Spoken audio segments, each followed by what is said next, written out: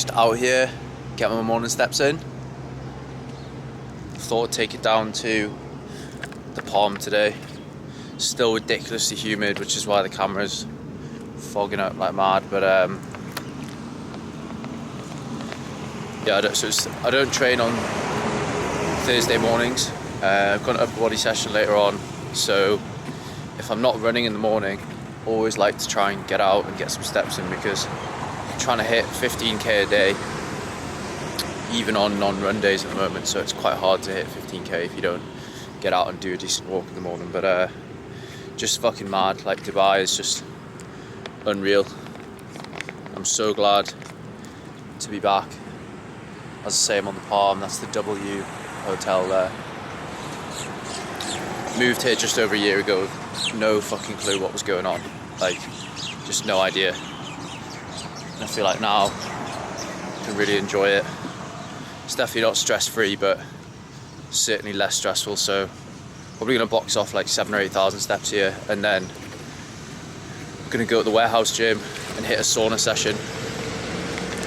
I am ridiculously sore. I did back squats on my leg day on Tuesday for the first time in a while. I've been focusing on split squats for a bit, just to take a bit of, I guess, like fatigue. Well, back squats just fatigue your legs more, I find, and your whole nervous system. So when I was in a deficit, it wasn't really ideal. Well, a big deficit. So I put them back in now. Been progressing with them, but whenever you add a new exercise in or whatever, you're just really sore. And to be fair, I was hitting like 120 for 5, so legs were really sore off that. And then I had an interval session at the track yesterday, so my legs are just smoked. So basically I'm getting in the sauna to just try and speed up the recovery as much as possible, because I've got another interval session tomorrow. So but yeah, gonna box this walk off, and then sauna, work, a call with my mentor later on, so looking forward to that, and pick up in a bit.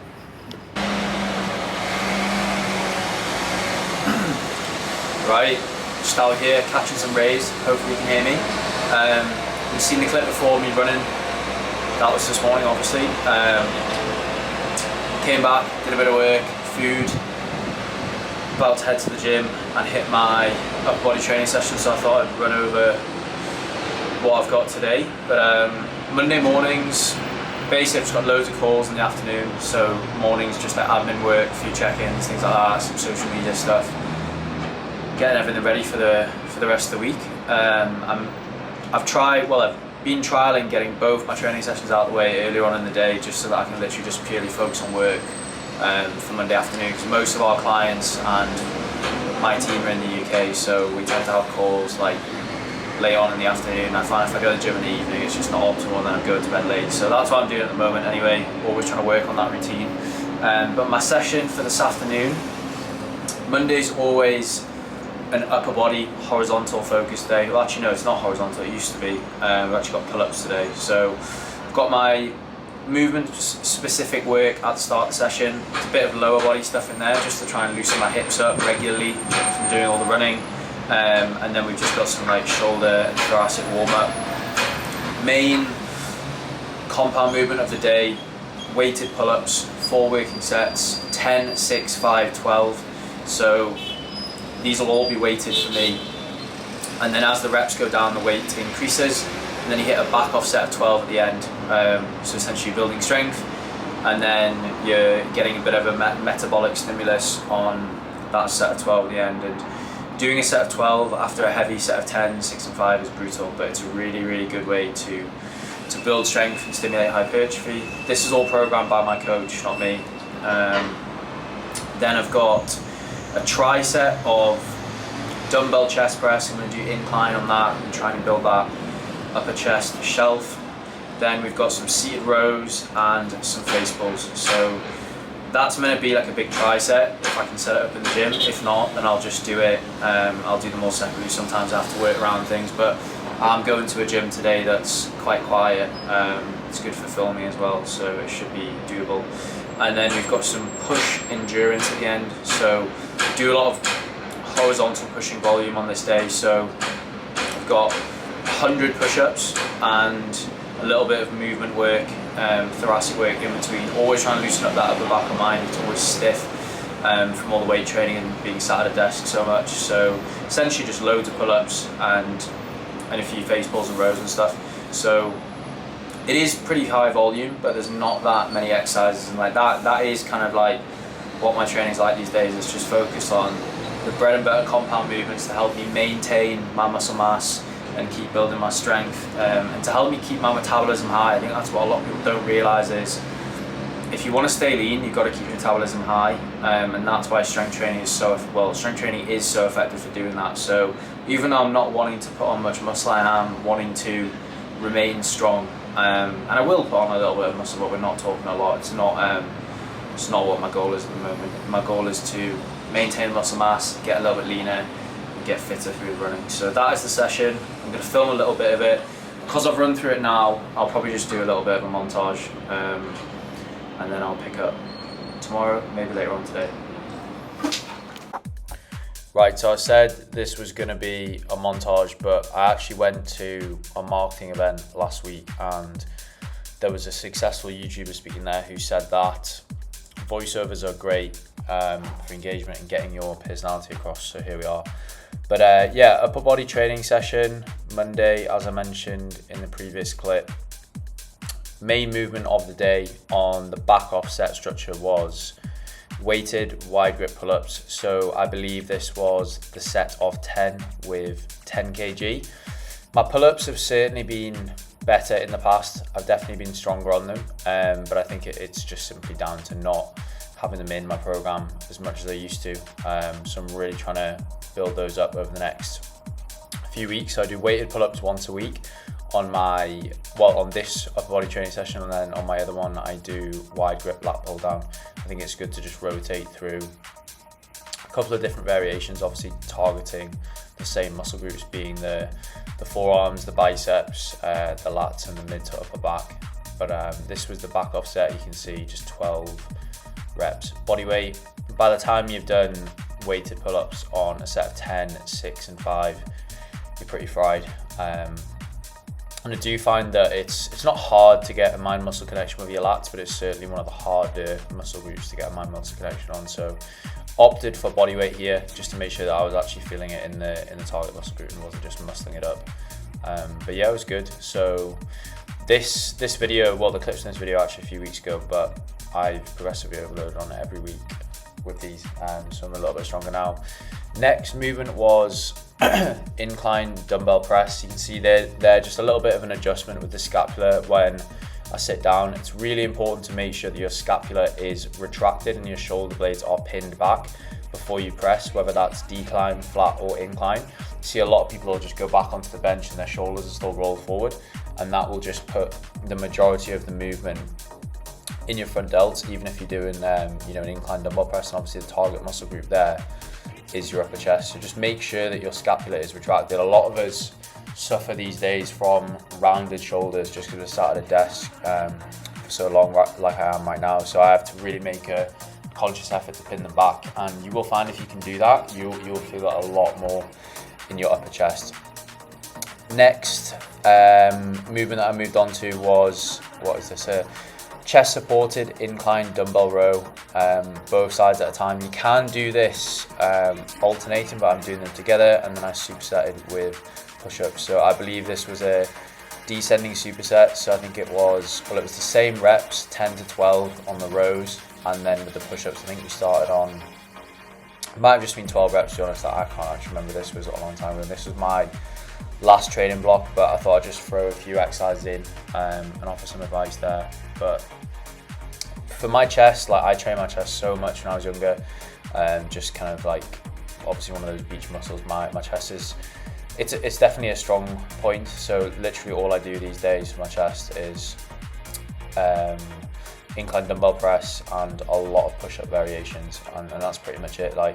As I said earlier on in the video, my goal at the moment isn't to build much muscle mass. It's just to maintain and kind of work on some weak areas. So you really don't need to be putting quite as much volume in your routine as someone who's really trying to pack on as much muscle as possible. And I just finished off with some lateral delts. I do hit these quite hard. I think I do between probably 8 and 12 sets a week on these.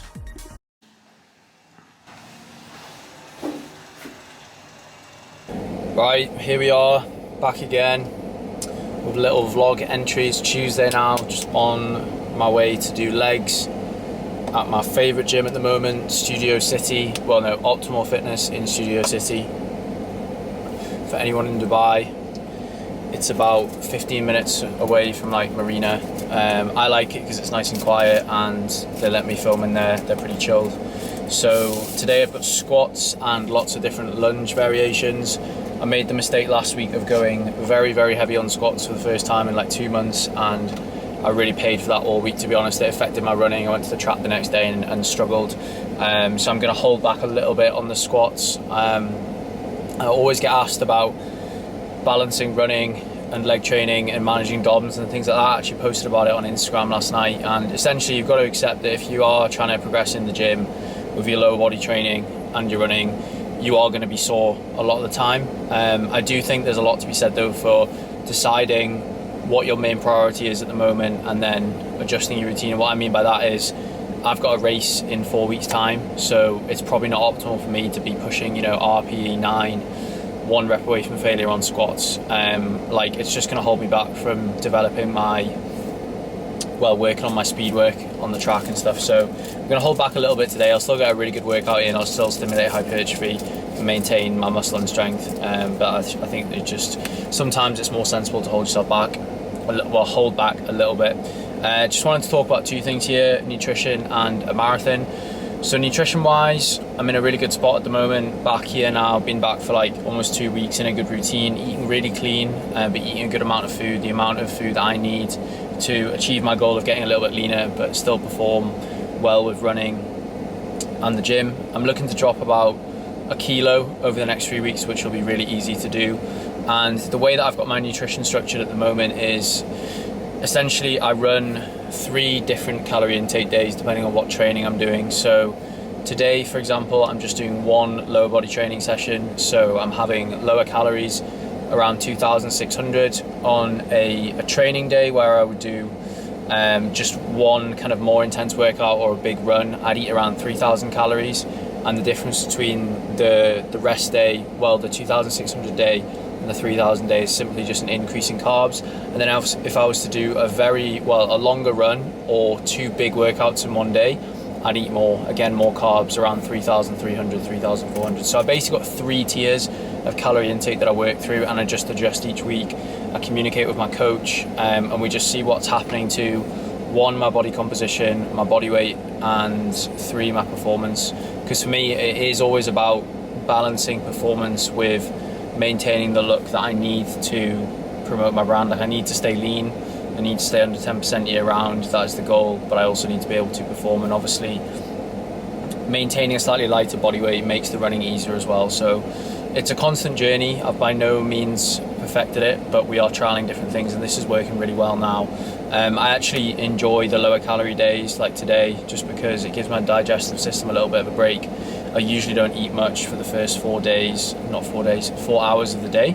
And just means I can smash out a load of work in the morning without having to prepare food and things like that. So that's where I'm at with nutrition. It'll probably be fairly similar for the next 3 weeks, and then we might change a little bit once that race is out of the way. That's a half marathon in Dubai that I'm doing with some clients. Next thing is a marathon. I've never actually done a full marathon. I've done a whole entire marathon prep in 2021 and then got injured right at the end for the Edinburgh one. So I never actually ran the race. So I need to get a marathon done. It's something I need to tick off this year. So basically what I'm going to do over the next 2.5 months is build up my longer runs on the weekend to the point where I'm hitting about 32k, and then I'll just go and do a marathon. I've not got any time goal in mind. I would like to do it under 4 hours. I think that's doable for me, definitely. But again, I'm not going to put too much pressure on myself, and the reason I want to do that is just to prove to myself I've done it, ticked it off, ticked the box, and then I want to enter an actual marathon race next year in probably a European city, so I can make a bit of a trip out of it. But I didn't want to do that race without having done the distance before, so that's what I'm going to do. I'm definitely fit enough to do it. I just need to build my longer runs up, because I've not been consistently running further than 18k on the weekend, so my body's not going to be used to running like 42k. So that is the goal, and then hopefully if I can get that out the way next year, might do a marathon every year. And then I think my lifetime goal would be to get a sub-3 marathon, but that could take 5-10 years, but willing to put in the work. So that is the plan for the next few months with the running. Strength training, as I say, just looking to maintain strength and build a tiny bit of muscle, which I do believe is possible if my nutrition is on point. So that's the plan. I'm gonna go and hit legs now. I'll get some clips. Second weight training workout of the week. Tuesday is lower body squat and lunge focus day. So just started my workout with some hanging leg raises. Don't really think there's too much downside to doing a lot of core work, so sometimes I just like to throw some of these in at the start of each training session. And then I moved on to back squats, which you'll see in a second.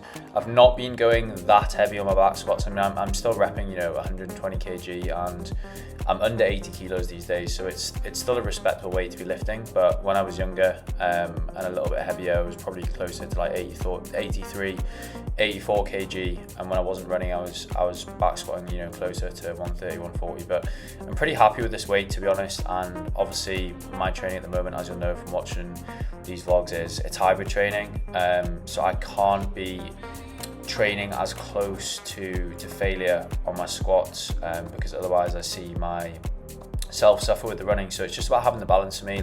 Quite happy with my leg size. I don't really want them to get any bigger, because it does actually affect the running. So really just trying to nail my form and technique and make sure that I at least maintain that muscle mass, which I have been doing for the last couple of years. My legs have not shrunk. If anything, I think I might have actually grown. But yeah, this is just kind of the end of the video. You can see here I'm squatting low bar. I'm much stronger in that low bar position. He hits slightly more with the posterior chain relative to the quads, so a little bit more glute and hamstring action here. Next week I'm starting my taper for my half marathon race in a week's time. So the next vlog that I'm going to put up is going to be a race taper week, and I'll explain how and why I'm dropping the running volume and adjusting my weight training to make sure that I kind of don't fall short of the time that I want to run on the weekend. So that'll be the next vlog. I know this was a bit of a random mashup of videos, but just wanted to get something out and provide some value with the training. So that's me.